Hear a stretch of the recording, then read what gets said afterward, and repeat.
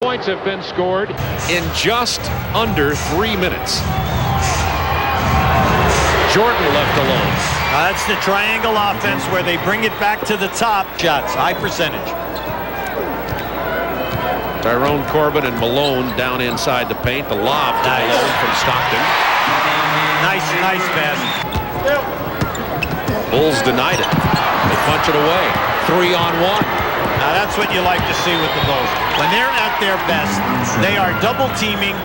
All that is a fumble ball. He allowed it to bounce. Pippen alone for the jumper. That's the first bucket for Chicago. Jazz by 8, 9:28 to go first half. Now it's a wide pick and roll coming out of the corner. Jordan with a power jam, but he stepped out of bounds.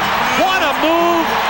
That is the kind of slam dunk that won Michael the slam dunk championship. Look at this. Just watch the elevation here now. Up over the top of Krzyzewski, who is 6'10". 6'10". Just watch this. He fooled the defense by going baseline. Low percentage shot, that three, from that area. Particularly from David Benoit. Because that's the furthest distance. It's over 25 feet. Horace Grant with a 19-footer. 2 consecutive baskets. Jordan being defended by Jeff Malone, who's back in for the Jazz. Williams sets the pick. Jordan hits the bucket. This time at Halfcourt. Oh! Michael Jordan!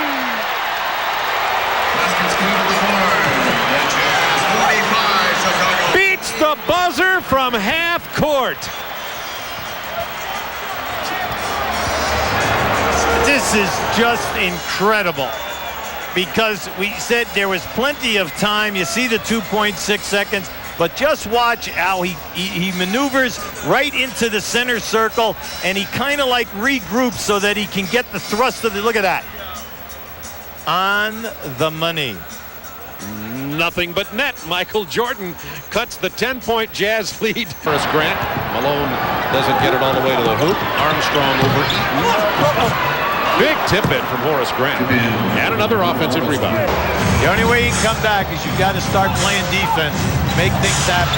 Darrell Walker with an ill-advised shot in traffic. They get it out here. They put it. Oh, bad pass. Malone had it stolen. Pippen missed the lay-in. Jordan doesn't miss. 8 to shoot. 6. Trent Tucker. 13. Trent Tucker can be a scoring machine. Not a bad strategy. Maybe the only way to stop it. Pippen gets the basket. Now think about it tonight. 3 times Pippen has decided to take his man off the dribble to the basket. 3 times he has scored or he has been fouled. Any time that they clear out for him, either from the top of the circle or from the corner, he beats his man off the dribble. Plenty of time here. Horace Grant trying to back in on Krzyzewski. Rebound Jordan. Big bucket by Michael. Points. Jordan spinning into the lane. Krzyzewski caused him to miss, but then Michael went back and got it. 5:21 to go. Jordan. Rimmed out. Horace Grant offensive board and putback. Forward position with Tucker and Armstrong as your guards. 19-footer. Michael Jordan. Michael has quietly started scoring. There's the screen. 18-footer. There you go. 27 for Jordan.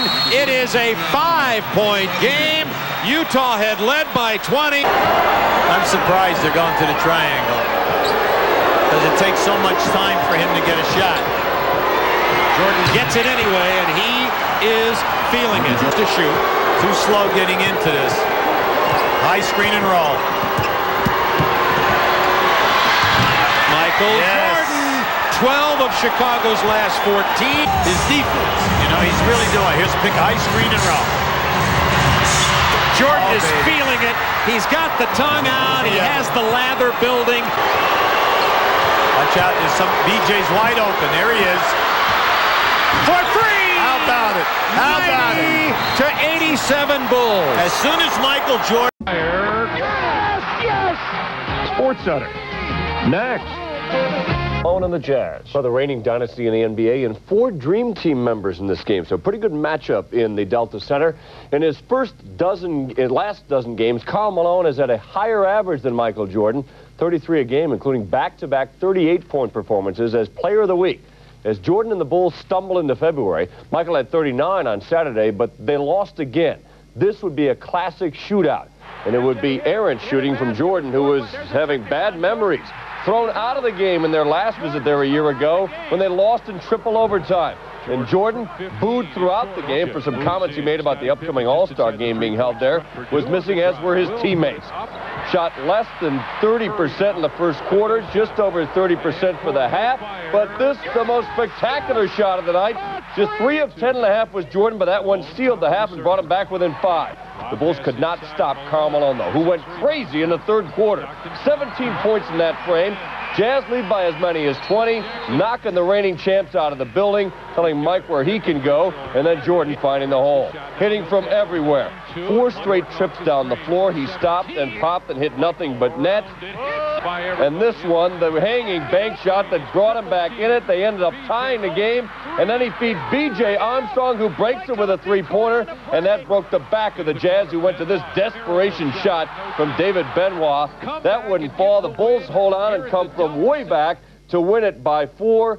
40 for Malone were for naught.